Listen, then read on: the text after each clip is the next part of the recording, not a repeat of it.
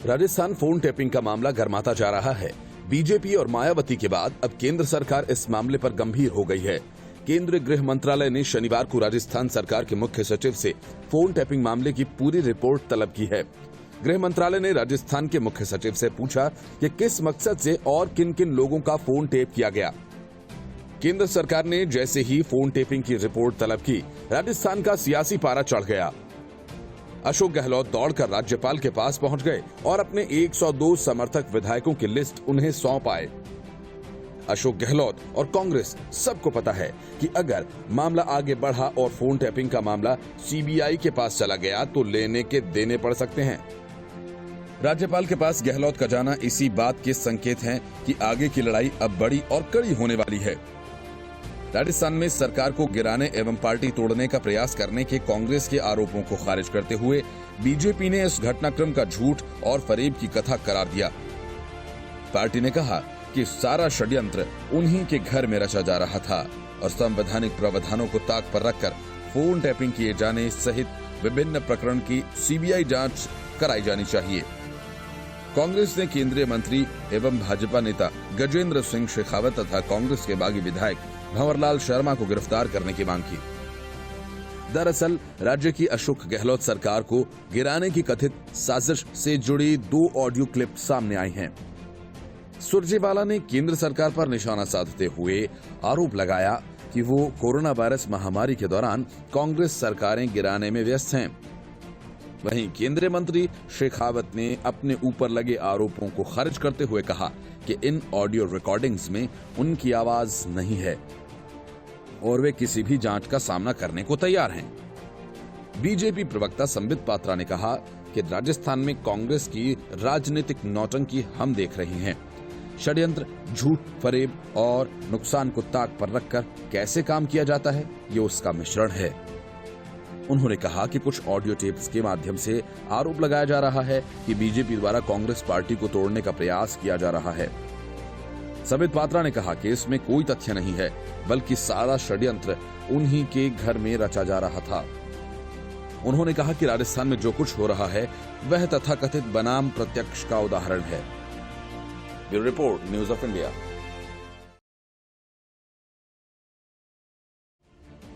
तमिलनाडु में गांधी परिवार का नेशनल हेराल्ड की तरह का घोटाला सामने आया। यह मामला तमिलनाडु की कांग्रेस चैरिटेबल ट्रस्ट का है। कहने को तो प्रदेश कांग्रेस के अध्यक्ष EM सुदर्शन इसके कार्यकर्ता हैं, लेकिन हकीकत यह है कि इस ट्रस्ट को पर्दे के पीछे से सोनिया गांधी ही संचालित करती हैं। सुदर्शन नचियप्पा सिर्फ उनके आदेशों का पालन करते हैं। इस मामले का खुलासा तब हुआ जब राहुल गांधी के खास कनिष्क सिंह ने ट्रस्ट के सारे खातों पर कब्जा कर लिया। इस बात का खुलासा तुगलक पत्रिका के संपादक S गुरुमूर्ति ने किया। तमिल पत्रिका तुगलक के संपादक और चार्टर्ड अकाउंटेंट S गुरुमूर्ति ने कहा कि तमिलनाडु कांग्रेस चैरिटेबल ट्रस्ट के सदस्य कांग्रेस अध्यक्ष सोनिया गांधी द्वारा नियुक्त किए गए हैं। गुरुमूर्ति इस ट्रस्ट में घोटाले का आरोप भी लगा चुके हैं। गुरुमूर्ति ने कहा कि यह घोटाला नेशनल हेराल्ड की तरह है। उनका कहना है कि तमिलनाडु कांग्रेस चैरिटेबल ट्रस्ट की संपत्ति भी 20,000 करोड़ रुपए की है। सालाना आय भी करोड़ों में है। गुरुमूर्ति ने ट्वीट कर कहा कि राहुल गांधी के खास माने जाने वाले कनिष्क सिंह ने ट्रस्ट के सभी दस्तावेजों और खातों को अपने अधिकार में ले लिया है, तो फिर ट्रस्ट में GK वासन और जयंती नटराजन जैसे नेताओं की क्या जरूरत है। गुरुमूर्ति ने कांग्रेस नेता EM सुदर्शन नचियप्पा के इस दावे को खारिज किया है। इस सदस्यों की नियुक्ति तमिलनाडु कांग्रेस कमेटी द्वारा की गई है। 2015 में प्रकाशित खबरों का उल्लेख करते हुए गुरुमूर्ति ने ट्वीट में कहा, इन खबरों को देखिए जिसमें यह कहा गया कि TNCC अध्यक्ष EVKS एलन गोविंद सोनिया द्वारा की गई नियुक्तियों की सिर्फ घोषणा कर रहे हैं। नचियप्पन कहां हैं जिन्होंने दावा किया कि TNCC के पदाधिकारी ही सदस्यों की नियुक्ति करेंगे? उन्होंने क्यों झूठ बोला जो 24 घंटे भी नहीं टिक सका? Bureau report, news of India.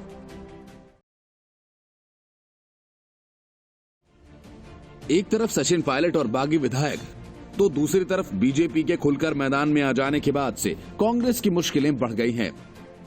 बड़ी वजह यह है कि गहलोत के लिए और कांग्रेस के लिए अपने विधायकों को लंबे समय तक घेरेबंदी में रखना मुश्किल खड़ी कर सकता है।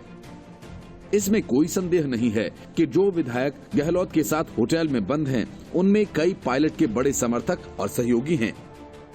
वहीं दूसरी ओर मुख्यमंत्री अशोक गहलोत और कांग्रेस के तमाम आक्रामक प्रयासों के बावजूद पायलट ने विधायकों को तोड़ने का अपना दांव छोड़ा नहीं है। पायलट के इन प्रयासों में बीजेपी के खुलकर समर्थन की सियासी आहटों ने कांग्रेस की चुनौती और चिंता दोनों में इजाफा कर दिया। सूत्रों का कहना है कि बेशक हाईकोर्ट में सोमवार को सुनवाई पूरी होने तक मिली मोहलत के बीच पायलट की बगावत को लेकर कांग्रेस पहले से कहीं ज्यादा सतर्क है, क्योंकि गहलोत के साथ डटे विधायकों में सेंध लगाने का पूरा प्रयास पायलट और बीजेपी की ओर से किया जा रहा है। पार्टी के अंदरूनी चर्चे में कहा जा रहा है कि विधायकों पर डोरी डालने के पायलट के प्रयासों को थामना गहलोत के लिए बहुत मुश्किल नहीं है, लेकिन उनकी परेशानी इसलिए बढ़ गई है अब तक परोक्ष रूप से पायलट के पीछे खड़ी बीजेपी पूरी ताकत के साथ खुलकर उनके समर्थन में मैदान में उतर आई है। सूत्रों का दावा है कि बीजेपी के कई केंद्रीय रणनीतिकार राजस्थान में ऑपरेशन लोटस के लिए सक्रिय हो गए हैं।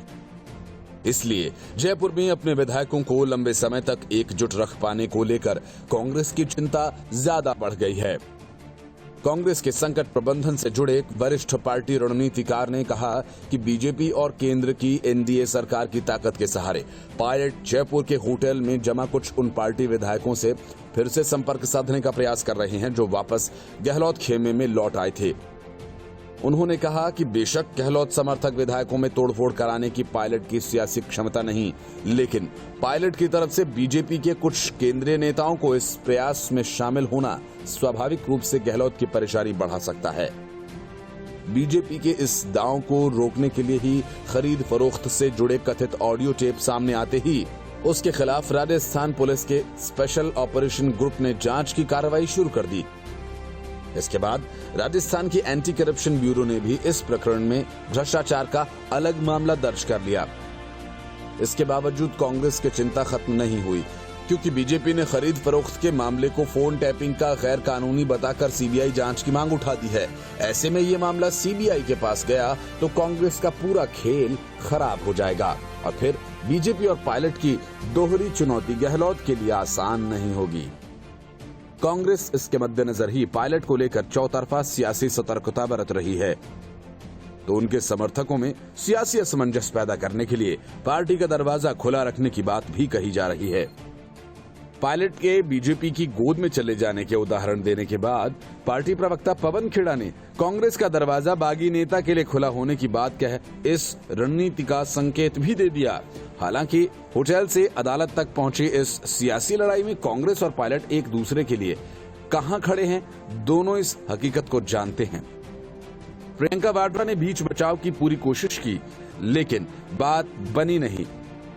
हालांकि पायलट का सियासी सम्मान कायम रखने के लिए राष्ट्रीय स्तर पर संगठन में महासचिव के अहम पद के साथ कांग्रेस कार्य समिति में शामिल होने का विकल्प दिया गया।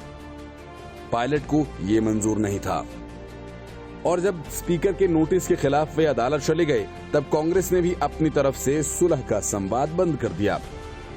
हालांकि पी चिदम्बरम सरीखे कुछ नेताओं ने निजी तौर पर पायलट को समझाने की कोशिश जरूर की। इस पर इस हकीकत को स्वीकार कर चुके हैं कि पायलट की राह अब अलग हो चुकी है। Report news of India.